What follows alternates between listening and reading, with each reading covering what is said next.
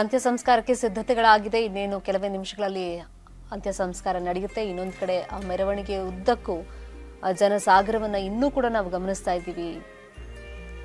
ಅಂದ್ರೆ ದಕ್ಷ ಶಿಕ್ಷಕ, ನಿಜವಾದಂತ ಆಧ್ಯಾತ್ಮಿಕ ಆತ್ಮ, ಮಾನವತಾವಾದಿ, ಉಪನ್ಯಾಸದಲ್ಲಿ ವಿದ್ವಾಂಸಕರು, ಇನ್ನು ಈ ಯುಗದ ಅತ್ಯಂತ ಜನಪ್ರಿಯ ಆಧ್ಯಾತ್ಮಿಕ ಚಿಂತಕರು. ಪ್ರವಚನ ಅಂತ ಬಂದಾಗ ಅತ್ಯಂತ ಸರಳವಾಗಿ ಸರ್ವಧರ್ಮಗಳ ಸಾರವನ್ನ ಜನರಿಗೆ ಮುಟ್ಟಿಸಿದವರಲ್ಲಿ ಸಿದ್ದಪ್ಪಾಜಿಯವರು ಎಷ್ಟು ಸಾಧನೆ ಮಾಡಿದ್ದಾರೆ ಅನ್ನೋದಕ್ಕೆ ಅವರು ಅಮರರಾದ ಮೇಲೆ ಬಂದಂತ ಭಕ್ತ ಗಣವೇ, ಆ ಸಂಖ್ಯೆಯೇ ಅದಕ್ಕೆ ಸಾಕ್ಷಿ. ಇನ್ನು ವಿವಿಧ ಮಠಾಧೀಶರ ನೇತೃತ್ವದಲ್ಲಿ ಅಂತ್ಯ ಸಂಸ್ಕಾರಕ್ಕೆ ಬೇಕಾದಂತ ತಯಾರಿಗಳೆಲ್ಲ ನಡೀತಾ ಇರೋದನ್ನ ಗಮನಿಸ್ತಾ ಇದ್ದೀವಿ. ತಯಾರಿಗಳಾಗಿದೆ. ಈಗ ಜ್ಞಾನ ಶರೀರ ಇವ್ರ ಮನೇಲಿರೋ 2 ಎಕ್ಸ್ಟ್ರಾ ಬೆಡ್ರೂಮ್ ಅಲ್ಲಿ ಹೋಮ್ ಸ್ಟೇ ಬಿಸ್ನೆಸ್ ಮಾಡಿ ತಿಂಗಳಿಗೆ 60,000 ಲಾಭ ಮಾಡ್ತಿದ್ದಾರೆ. ನೀವು ಮಾಡ್ಬೇಕಾ? ಫ್ರೀಡಮ್ ಆಪ್ ಅನ್ನ ಈಗಲೇ ಡೌನ್ಲೋಡ್ ಮಾಡಿ. ಜ್ಞಾನ ಯೋಗಾಶ್ರಮ ತಲುಪೋದೊಂದೇ ಬಾಕಿ ಉಳಿದಿರೋದು. ಈಗ ಅಗ್ನಿ ಅರ್ಪಿತ ಮಾಡಿ ತನ್ನ ದೇಹವನ್ನ ಅಂತ ಅವರೇ ಒಂದು ಆಶಯವನ್ನ ವ್ಯಕ್ತಪಡಿಸಿದ್ರಿಂದ ಅದು 2014ರಲ್ಲೇ ಆ ಚಿತೆಗೆ ಅಗ್ನಿಸ್ಪರ್ಶ ಮಾಡೋರು ಯಾರು ಅನ್ನೋದನ್ನು ನೋಡ್ಬೇಕಾಗುತ್ತೆ. ಯಾಕಂದ್ರೆ ಈ ಬಗ್ಗೆ ಸರ್ಕಾರ ಮತ್ತೆ ಅಧಿಕಾರಿಗಳು ನಿರಂತರವಾಗಿ ಚರ್ಚೆಯೆಲ್ಲ ಮಾಡಿ ಮಠಾಧೀಶರ ನೇತೃತ್ವದಲ್ಲೇ ಒಂದು ನಿರ್ಧಾರಕ್ಕೆ ಬಂದಿದ್ದಾರೆ. ಇನ್ನು ಶ್ರಾದ್ಧಿಕ ವಿಧಿವಿಧಾನಗಳು ಯಾವುದೇ ರೀತಿಯಲ್ಲೂ ತನಗೆ ಬೇಡ, ಅದು ಅನಗತ್ಯ ಅಂತನೂ ಸಿದ್ದಪ್ಪಾಜಿಯವರು ತಮ್ಮ ಆಶಯವನ್ನು ವ್ಯಕ್ತಪಡಿಸಿದ್ರಿಂದ ಸರಳವಾಗಿ ಅಲ್ಲಿ ಅಂತ್ಯ ಸಂಸ್ಕಾರವನ್ನ ನೆರವೇರಿಸಲಾಗುತ್ತೆ. ಕತ್ತಲಾದ್ರೂ ಕೂಡ ಭಕ್ತ ಸಾಗರವನ್ನ ನಾವು ಗಮನಿಸ್ತಾ ಇದ್ದೀವಿ.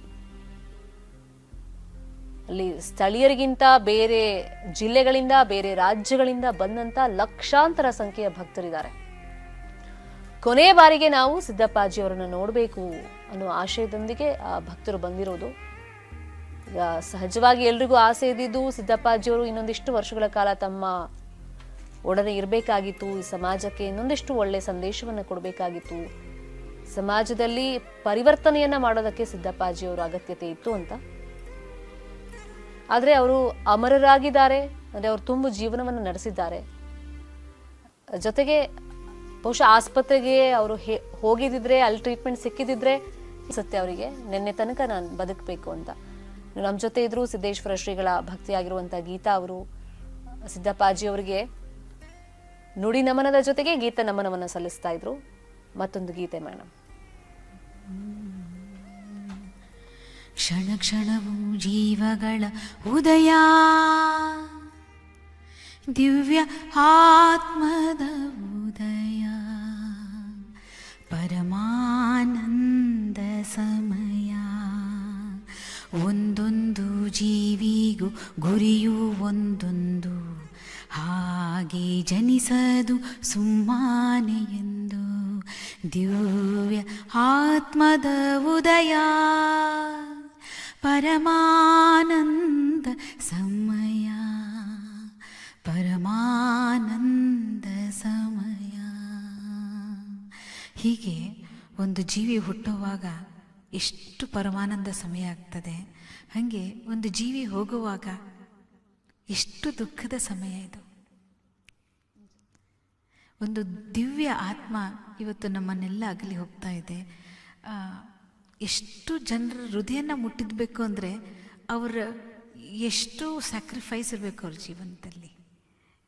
ಒಂದು ಮನುಷ್ಯ ಎಷ್ಟು ಎತ್ತರಕ್ಕಿದ್ದಾನೆ ಅಂದರೆ ಅವನು ಎಷ್ಟು ಕೆಳಗಡೆ ಆಳಕ್ಕೆ ಇಳಿಬೇಕು ಅನ್ನೋದನ್ನು ನಮ್ಮ ಸಿದ್ದೇಶ್ವರ ಸ್ವಾಮಿಗಳು ನಮಗೆ ಹೇಳ್ಕೊಟ್ಟಿದ್ದಾರೆ. ಸರಿ, ಅಂದ್ರೆ ಈಗ ಈ ಆಧ್ಯಾತ್ಮ ಬದುಕಿನಲ್ಲಿ ಅದನ್ನ ಸರಳವಾಗಿ ಜನರಿಗೆ ತಿಳಿಸೋದು ಕೂಡ ಅಷ್ಟು ಸುಲಭದ ಮಾತಲ್ಲ. ಈಗ ಸಂಸ್ಕೃತದಲ್ಲಿ, ಕನ್ನಡದಲ್ಲಿ, ಹಿಂದಿಲಿ, ಇಂಗ್ಲಿಷ್ನಲ್ಲಿ ಅದನ್ನ ಸರಳ ಭಾಷೆಯಲ್ಲಿ, ಈಗ ಫಾರ್ ಎಕ್ಸಾಂಪಲ್ ನೀವೇ ಒಂದಿಷ್ಟು ಟೆಕ್ನಿಕಲ್ ವರ್ಡ್ಸ್ ಹೇಳಿದಾಗ ಸ್ಟೂಡೆಂಟ್ಸ್ಗೆ ಅದನ್ನ ಮನಮುಟ್ಟೋ ರೀತಿಯಲ್ಲಿ ಹೇಳಬೇಕಾಗತ್ತೆ, ಎಕ್ಸ್ಪ್ಲೈನ್ ಮಾಡಬೇಕಾಗತ್ತೆ. ಅದರಲ್ಲೂ ತೀರಾ ಜನಸಾಮಾನ್ಯರಿಗೇನು ಸಾಮಾನ್ಯ ಭಾಷೆಯಲ್ಲೇ ಹೇಳಬೇಕು.